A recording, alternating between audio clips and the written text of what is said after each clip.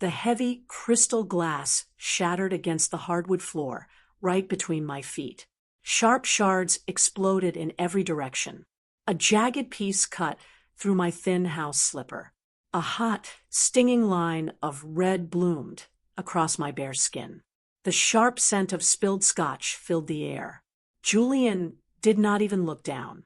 He stepped right over the wet mess, his polished leather shoes leaving dark prints on the floor. His bedroom door slammed shut. The heavy brass lock clicked into place.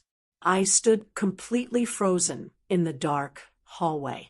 The silence that followed was louder than the glass breaking, a cold, suffocating silence that had been filling our home for years. To understand how I ended up bleeding on my kitchen floor at 2 a.m, listening to my husband lock me out of his life, you have to go back to how this quiet nightmare began. It was 2:15 a.m. in our mid-rise apartment in Queens. The city outside was dead silent. The only light in our living room came from the cold, blue glow of my 27-inch monitor. My eyes burned. My neck throbbed with a dull ache. I was a freelance layout and graphic designer. My workspace was a small desk tucked into the corner of the dining area. Drafts of brand guidelines and color swatches covered the wooden surface. On the kitchen counter sat a plate covered in foil, a roasted chicken breast I had cooked 5 hours ago. The white fat had hardened around the edges. The heavy oak front door unlocked with a sharp metallic scrape. Julian threw his keys into the brass tray. They clattered loudly. A strong wave of expensive, woody cologne, mixed with the bitter smell of aged whiskey, filled the entryway. He wore a tailored navy suit. Not a single wrinkle. He looked like a man who belonged on the top floor of a Manhattan skyscraper. "You're still awake," Julian said. His voice carried no warmth, the tone a supervisor uses with a low-performing employee. "I had to finish the layout for the Miller account," I said softly. "And I wanted to make sure you ate something." Julian walked past my desk. He never glanced at my screen. To him, my work was a harmless little hobby. He opened the refrigerator, poured a heavy splash of scotch into a crystal tumbler, and ignored the cold food entirely. "Look at this place, Clara," he murmured, swirling the amber liquid. Ice cubes clinked sharply. Paper everywhere. Cables on the floor. "It looks like a sweatshop." "It's my deadline night, Julian," I said, trying to keep my voice steady. He turned around, his eyes scanning me from head to toe. I was wearing an oversized gray sweatshirt and loose sweatpants. My hair was tied up in a messy bun. "You look exhausted," he said coldly. "Every time I come home from a high-level networking event, this is what I walk into." He paused, letting the words hang in the air. "The board is finalizing my promotion to Director of Communications at Aura Media next month," Julian continued. "My face will be on industry panels. But a position like this requires a complete package." He set his glass down with a hard thud and pulled a thick white envelope from his leather briefcase.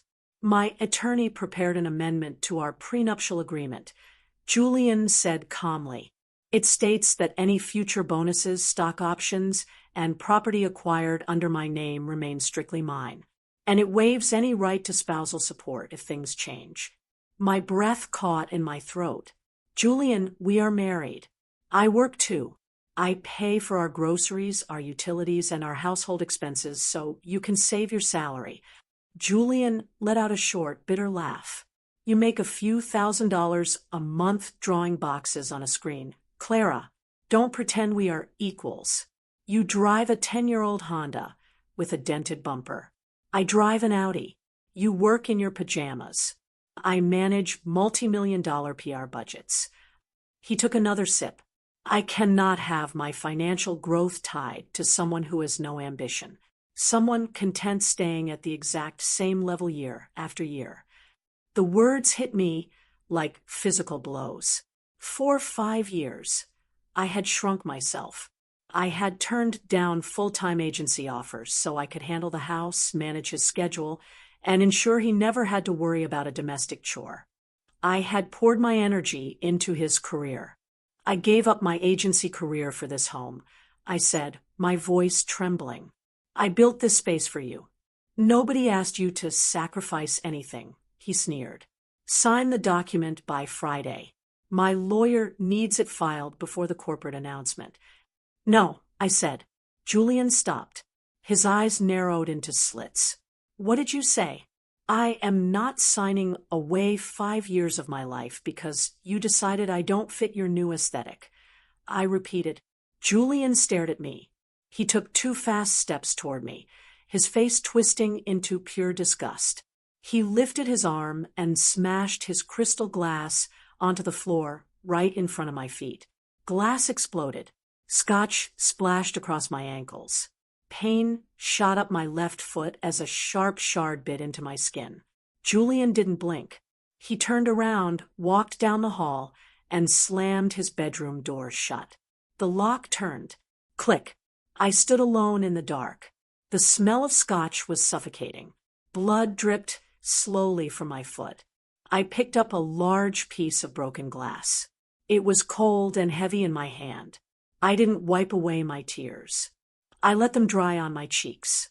The pain in my skin was sharp, but something inside my mind shifted completely. The fog of sadness cleared away, leaving behind a cold, hard stone of realization. I was done crying. I was done waiting for him to notice my worth. I stood up straight, stepped over the broken glass, and sat down at my desk. I opened a new blank document on my computer. My fingers stopped shaking.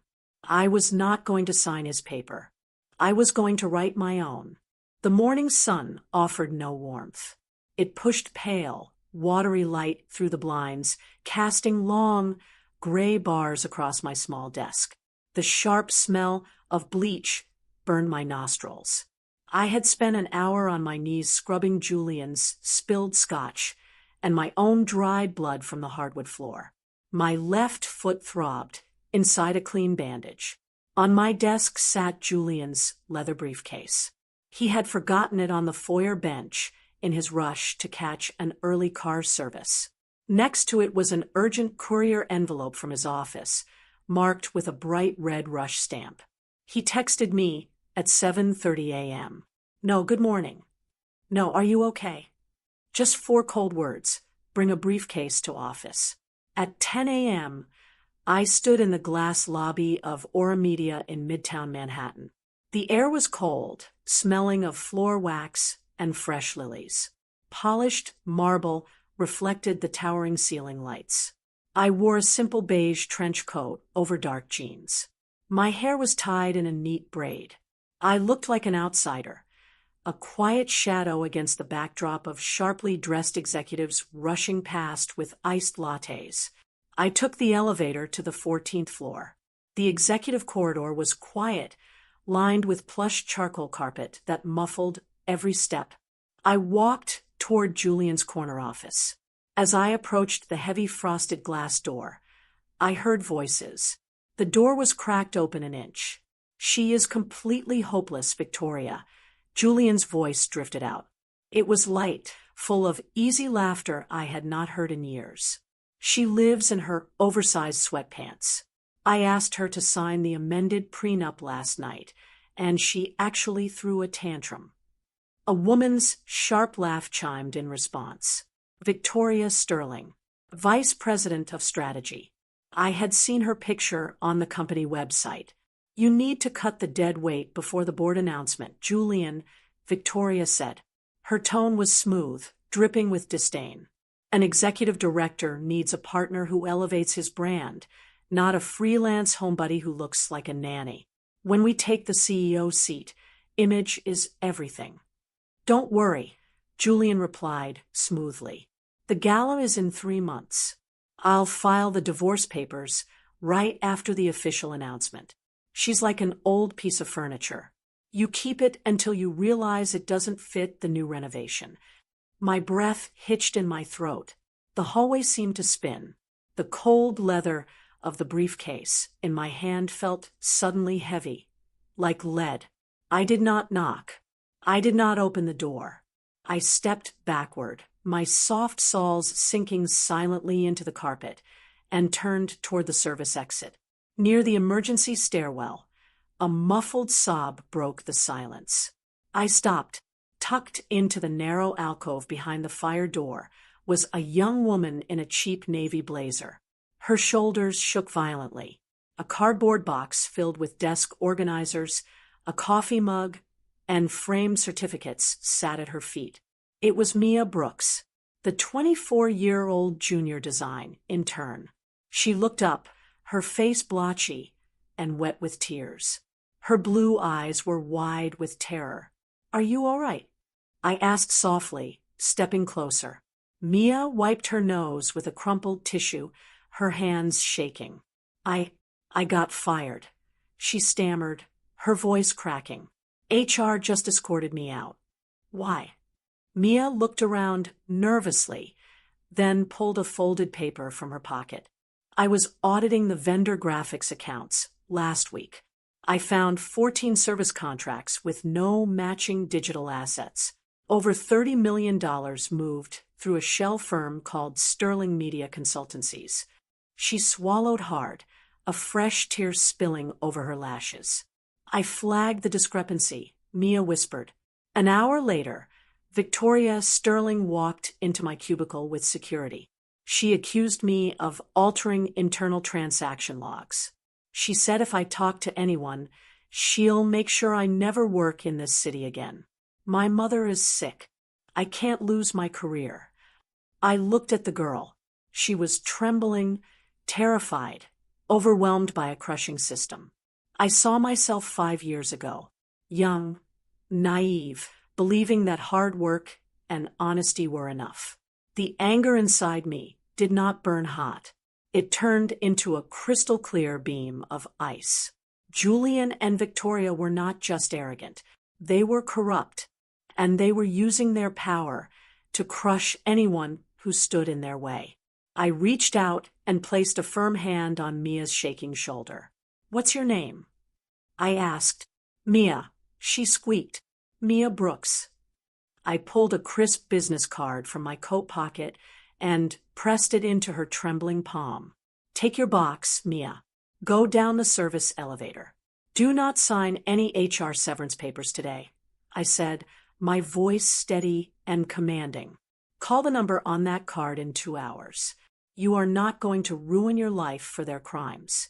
Mia blinked, staring at the card, then up at my eyes. "Who are you?"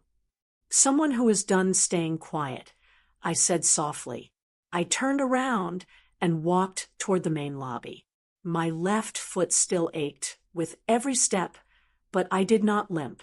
I set Julian's briefcase on the reception desk without leaving a note. As I pushed through the heavy glass doors into the crisp New York air, the noise of traffic hit my ears. Horns blared. Pedestrians rushed past. I pulled out my phone and dialed a private number I had not called in 3 years. The line rang twice. "Clara, my dear." Eleanor Price's rich, measured voice filled my ear. "I was wondering when you would finally call me." "Eleanor," I said, looking up at the glass tower gleaming in the midday sun. "I need to open the vault. It's time." I stopped playing the victim the moment I stepped onto the granite steps of St. Patrick's Cathedral that afternoon. The cool Manhattan wind smelled of roasted nuts and wet pavement. I took a deep breath. My chest no longer felt tight. The helplessness that had weighed on me for 5 years dissolved into cold, sharp focus. I was done crying over Julian's cruel words. I was done waiting for a man to validate my existence. I was taking full responsibility for my own life and my own happiness. My 90-day transformation began that very afternoon in Eleanor Price's private corner office on Wall Street. The room smelled of old leather books, beeswax polish, and fresh espresso. Eleanor sat behind a massive mahogany desk, her silver hair gleaming under the warm brass lamp. She placed a thick leather binder between us with a heavy thud. Your father built Vance Creative Agency with sweat and vision, Clara, Eleanor said, her voice steady, rich, and filled with quiet authority. He left 68% of Aura Media's controlling shares in the Vance Legacy Trust for you. You owned the foundation of Julian's entire career before he even met you. I opened the binder. The crisp, white pages rustled under my fingertips.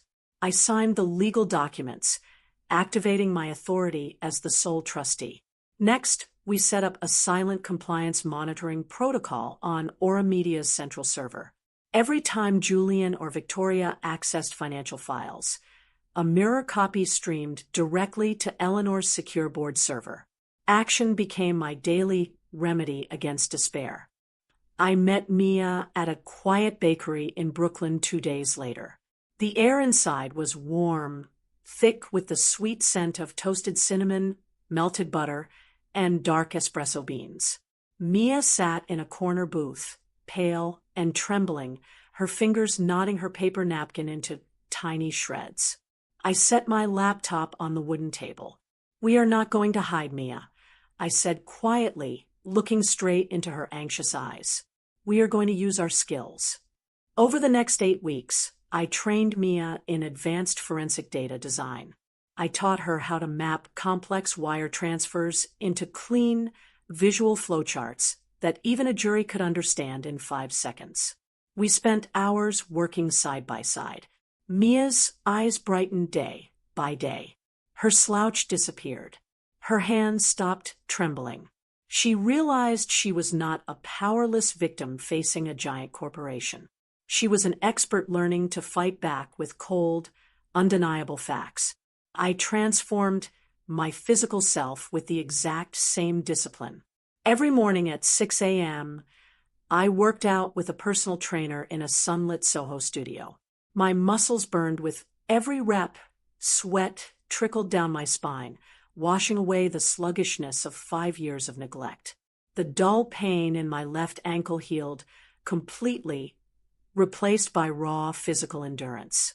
I cut my long, dull hair into a sharp, chin-length bob that framed my jawline.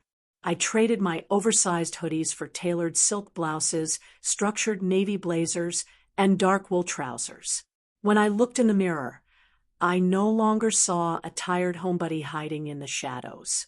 I saw a woman who commanded respect without uttering a single loud word. At home, Julian's psychological games continued. But his bitter words no longer had any power over me. They bounced off my calm exterior like pebbles against granite.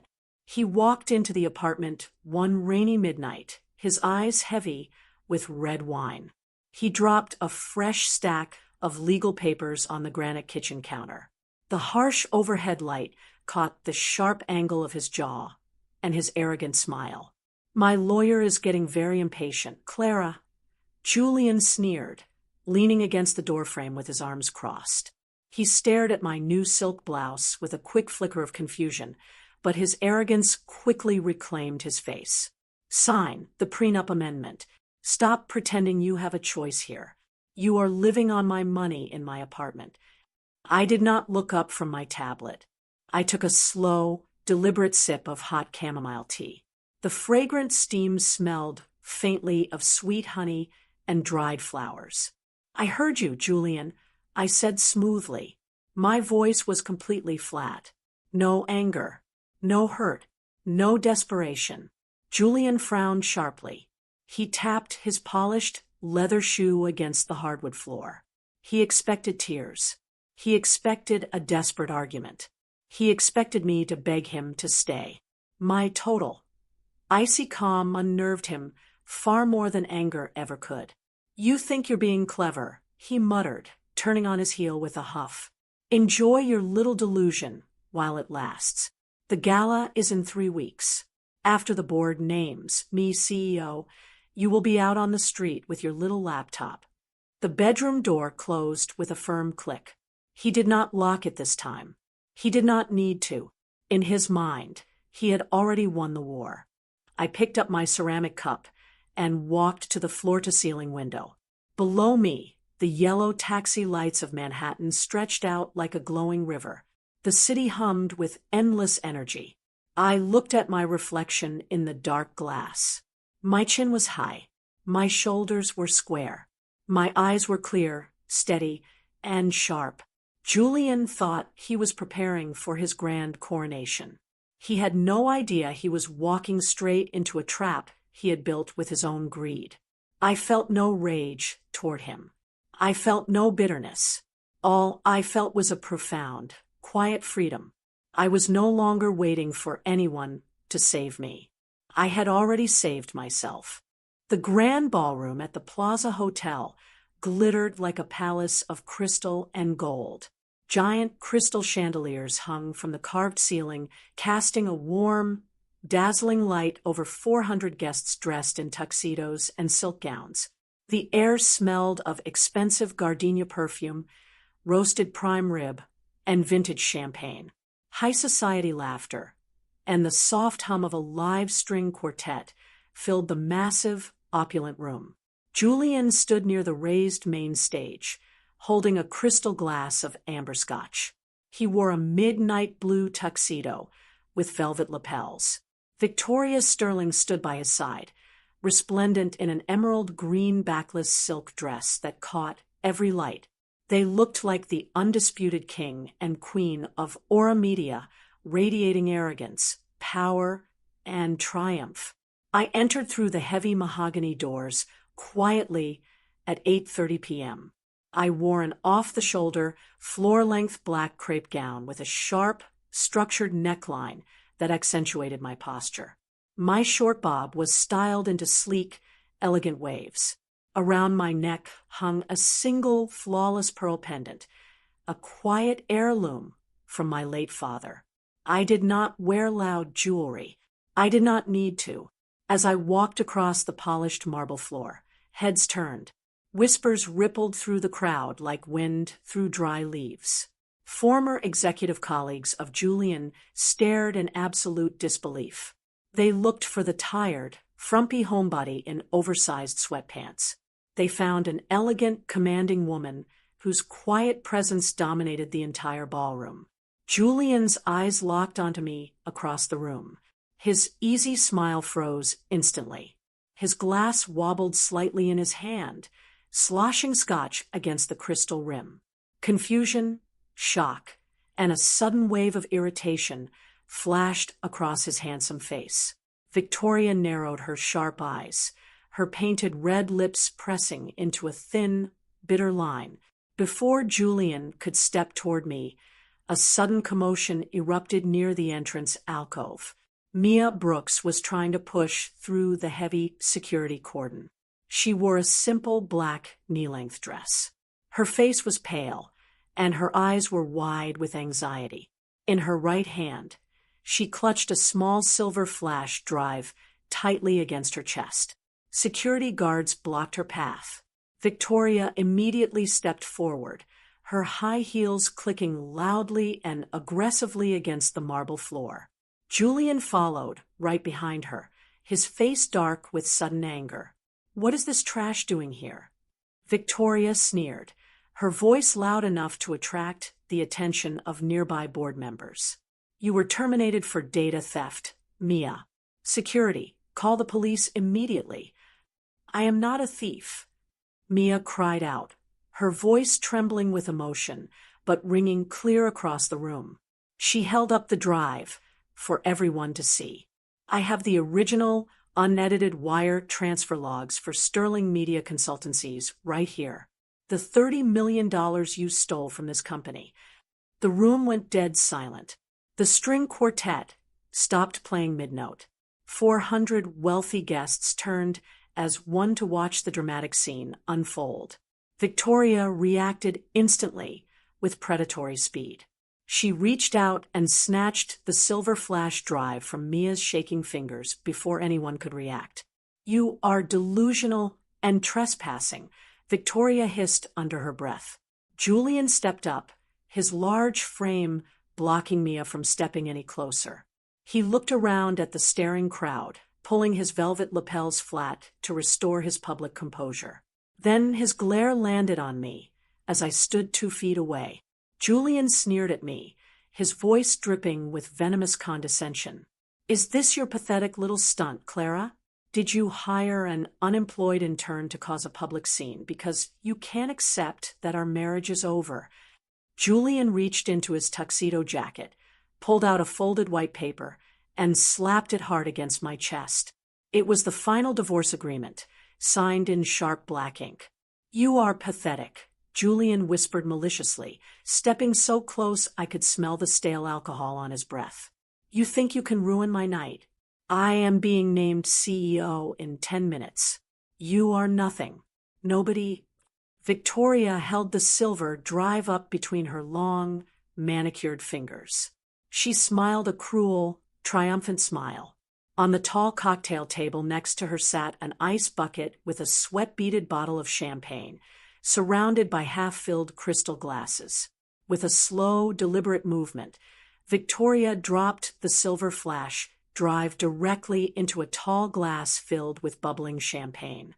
Plop! The drive sank to the bottom. Tiny bubbles coated the silver metal. "Oops," Victoria said softly, her eyes gleaming with cold malice. "Looks like your evidence just drowned." Julian let out a cold, arrogant laugh. He grabbed my arm, roughly, and pointed toward the grand exit doors. "Security, escort my ex-wife and her little accomplice out of the building," Julian commanded loudly, playing to the room. "They are trespassing on private company property." I looked down at the divorce papers in my hand. Then I looked at the flash drive sitting in the fizzy liquid. Finally, I looked straight into Julian's arrogant, confident eyes. I did not flinch. I did not cry. I did not raise my voice. I smiled, a calm, serene, terrifying smile that stopped Julian's laughter mid-breath. I knew what he did not. I knew that the drive in the glass was just a decoy we had prepared yesterday. I knew that the real financial records had already been uploaded to Eleanor Price's secure server 6 hours ago. The trap was fully set. Julian and Victoria had just performed their own guilt and malice in front of 400 high society witnesses and 3 executive board members. "You really shouldn't have done that, Victoria," I said quietly, my voice carrying cleanly through the silent room. The heavy ballroom doors swung open wide once more. The heavy mahogany doors clicked shut behind Eleanor Price. She walked into the grand ballroom with calm, unhurried steps. Behind her walked 4 tall men in dark charcoal suits with silver brass pins on their lapels. Federal special agents. A collective murmur washed through the crowd. The air felt charged, thick with sudden tension. Before Julian could open his mouth to demand an explanation, every chandelier in the ballroom dimmed to black. The soft orchestra music cut out abruptly. The giant 200-inch projection screen behind the main stage flashed bright, blinding white. High-resolution digital documents appeared on the screen in crystal clarity. The first page showed the original incorporation certificate of Vance Creative Agency, dated 10 years ago. Below, it was the trademark registry for Aura Media's core brand architecture. Every logo, every campaign layout, every media framework used by the conglomerate was legally owned by Vance Creative. Then the screen shifted to a certified bank deed. It showed the active ledger of the Vance Legacy Trust. At the center of the document, printed in bold, undeniable gold lettering, was the ownership breakdown. 68% controlling voting shares of Aura Media conglomerate. And right below it sat my signature, Clara Vance. A collective gasp echoed across the vast room. 400 pairs of eyes shifted from the glowing screen to me. Julian's face was drained of all colors. His jaw dropped. The champagne glass in his hand slipped through his fingers and shattered against the marble floor. Amber liquid splashed across his polished leather shoes. He stared at the screen, then at me, his eyes wide with sheer horror and disbelief. Victoria stumbled back a step. Her hands flew to her mouth. Her manicured nails pressed hard against her painted lips. The emerald green dress no longer looked regal. It looked absurd against her pale, sweating skin. Eleanor Price stepped up to the main microphone. Her voice rang out, clear, resonant, and icy cold, echoing from every speaker in the hall. Members of the board, distinguished guests, Eleanor said, "It is my honor to introduce the true founder of Vance Creative, the sole trustee of the Vance Legacy Trust, and the controlling shareholder of Aura Media, Mrs. Clara Vance." Silence fell over the ballroom, a heavy, suffocating silence where you could hear a pin drop. The lead FBI agent, Agent Miller, stepped forward. He did not look at the crowd. He walked straight to the cocktail table where Victoria had dropped the flash drive. He pulled a pair of blue latex gloves from his pocket and slipped them on. With surgical precision, Agent Miller lifted the crystal glass containing the bubbling champagne and the silver flash drive. He sealed it inside a clear hazard evidence bag. "Victoria Sterling," Agent Miller said, his voice flat and authoritative, "you are under arrest for federal wire fraud, embezzlement of corporate funds, and federal destruction of evidence." Agent Miller turned his cold gaze toward Julian. "Julian Vance," Miller continued, "you are under arrest for conspiracy to commit wire fraud, money laundering, and obstruction of justice." Two agents moved swiftly. The metallic click of steel handcuffs echoed loudly through the silent ballroom. Julian's hands were pulled behind his back. The cold steel snapped tight around his wrists. Panicked sweat poured down Julian's forehead. His pristine velvet lapels looked crumpled. His mask of supreme confidence crumbled into pathetic, raw terror. And then came the moment that revealed who Julian Vance truly was. He did not fight for his dignity. He did not try to shield Victoria. He turned on her with the desperate, vicious hunger of a cornered animal trying to save his own skin. It was her. Julian screamed, his voice cracking hysterically. He pointed his cuffed hands at Victoria. She planned it all. Victoria created the shell companies. She instructed me to sign the wire releases. I didn't know the contracts were fake. I was just following her strategy. "Clara, tell them. You know me. I was tricked." Victoria froze. She turned her head slowly to look at Julian. The shock on her face melted into pure, unadulterated disgust. "You sniveling coward," Victoria hissed, her voice dripping with poison. She lunged forward as far as her cuffs allowed and slapped Julian across the face. The hard smack rang out like a gunshot in the quiet room.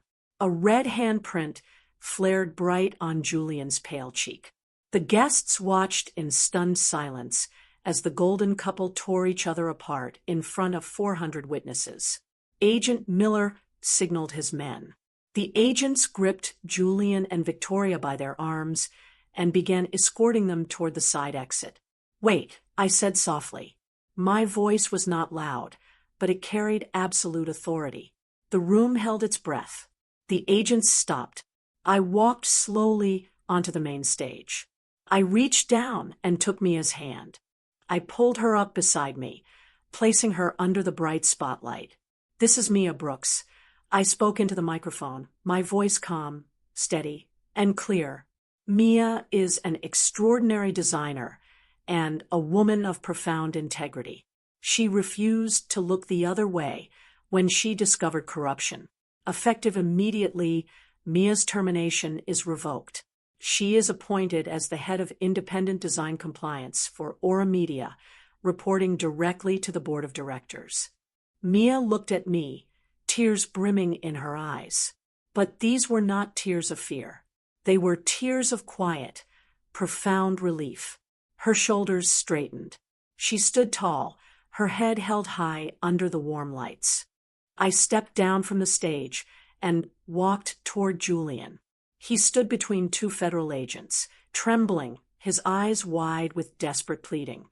"Clara, please," Julian whimpered, his voice shaking. "We can fix this. We are married. Think about our 5 years together. I made a mistake. Please, tell Eleanor to drop the charges." I looked at him. I looked at his bloodshot eyes, his sweaty forehead, and his trembling lips. I felt no rage. I felt no urge to scream or mock him. The deep, aching pain he had inflicted on me for 5 years was simply gone, replaced by a vast, quiet stillness. I reached up to my left hand. I slid my diamond wedding ring off my finger. The cold platinum metal felt smooth in my palm. I walked over to the evidence table. I dropped the wedding ring into the empty crystal glass next to the ice bucket. It landed with a soft, final clink. I turned back to Julian and looked straight into his eyes. "You thought a woman who works quietly at home was worthless, Julian," I said, my voice low, clear, and steady. "You believed that noise and status were the only things that mattered. But you forgot one thing. The strongest foundations are always built quietly beneath the ground." Julian opened his mouth, but no words came out. He looked at the ring in the glass, then at my serene face. The agents pulled him away. The heavy double doors opened, and Julian Vance and Victoria Sterling were led out into the cold New York night, surrounded by flashing blue police lights. The ballroom remained quiet. I stood under the soft glow of the crystal chandeliers. I took a deep, full breath. The air no longer felt cold or suffocating. I was not celebrating a victory over an enemy. I was celebrating the quiet, undeniable truth that I had reclaimed my own life. 6 months passed like a quiet, cleansing rain over the bustling city. The legal proceedings against Julian Vance and Victoria Sterling were swift, public, and absolute. A federal judge convicted Julian of wire fraud and criminal conspiracy, sentencing him to 8 years in a federal correctional facility in Pennsylvania. Victoria received 10 years for fraud, embezzlement, and federal destruction of evidence. The court ordered the complete liquidation of their bank accounts, luxury sports cars, and real estate to restore the $30 million back to Aura Media. I did not attend a single day of their trial or sentencing hearings. I felt no burning desire for revenge. I felt no urge to watch them stand in orange jumpsuits behind bulletproof glass. I signed the final divorce decree in a quiet, sunlit law office in Lower Manhattan on a clear Tuesday morning. The air in the office smelled faintly of fresh paper and lavender tea. My hands were perfectly steady as my pen glided smoothly across the white paper. When I set the pen down, I felt no tearful grief, no heavy regret, and no bitter anger. The painful chapter was officially settled, closed, and filed away forever. Mia Brooks thrived in her new role as the head of independent design compliance. Under her steady guidance, the department became a beacon of transparency and creative integrity within the corporate world. Mia walked through the marble corridors of Aura Media with her shoulders square and her head held high. Her young face radiated genuine confidence, clarity, and purpose. She was no longer the frightened, helpless girl crying in the dark stairwell alcove. She had stopped waiting for someone to rescue her. She had taken full responsibility for her career, her dignity, and her own happiness. On a crisp, clear October afternoon, I walked through Brooklyn Bridge Park. It was the golden hour, that magical time right before sunset when New York transforms into a breathtaking city of melted amber, bronze, and spun gold. The cool autumn air smelled of fallen leaves, salty river water, and warm roasted chestnuts from a nearby street cart. I wore a comfortable cream-colored cashmere sweater, dark wool trousers, and soft leather boots. My chin-length bob caught the gentle evening breeze. I walked along the wide stone path, listening to the soothing sound of East River waves lapping softly against the wooden pilings below. Across the shimmering water, the majestic skyline of Manhattan glittered brilliantly under the setting sun. The towering glass skyscrapers of Midtown, including the corporate tower where Julian and Victoria had tried to build their empire of lies and arrogance, looked small, quiet, and distant from where I stood. I stopped near the water's edge and leaned my arms against the cool wooden railing. I looked down at my left hand, resting on the wood. The skin where my diamond wedding ring used to sit was smooth, unblemished, and completely free. 5 long years, I had trapped myself in a delusion. I had believed that my value lay only in being a self-sacrificing wife, in hiding my own brilliance so a man could shine under the spotlight, and in enduring cold, cruel silence just to maintain a fragile home. I had played the role of a helpless victim, waiting in the dark for love or appreciation to save me. I smiled, a soft, deep, serene smile that warmed my entire chest. I had saved myself.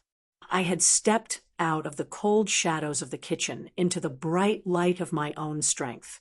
I had reclaimed my father's legacy, built my own financial independence, and restored my self-respect.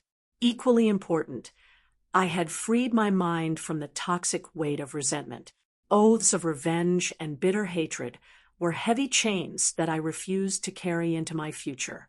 I wished Julian no harm. I simply wished him completely out of my life and out of my thoughts. He no longer held any power over my emotions. A fresh, cool breeze swept across the river, bringing the crisp, sweet scent of the coming autumn night. A few yards away from me, a young female art student pulled out her pad and charcoal pencil to sketch the golden light bouncing off the cables of the Brooklyn Bridge. I recognized that intense, quiet focus in her eyes. It was the pure passion of a creator who knew her own worth and honored her own craft. I closed my eyes for a long moment and took a deep, full breath. The air filling my lungs felt clean, crisp, and wonderfully light. There was no tightness in my chest, no lump in my throat, no shadow on my heart. When I opened my eyes, the sun had dipped just below the horizon, painting the evening sky in sweeping bands of deep violet, soft rose, and glowing gold. I turned away from the river and stepped back onto the cobblestone path. My pace was steady, light, and unhurried. I was standing in the middle of my own golden hour, deeply proud of the woman I had fought to become, free from the past, and completely ready for whatever beautiful story lay ahead. All shadows must fade before the truth, and every pain is simply the start of a beautiful rebirth. Always remember, the right to write a new chapter of your life is forever in your hands. If this story resonated with you, please like, subscribe, and leave a comment below so we know we're walking this journey together. Hope to see you on the next page.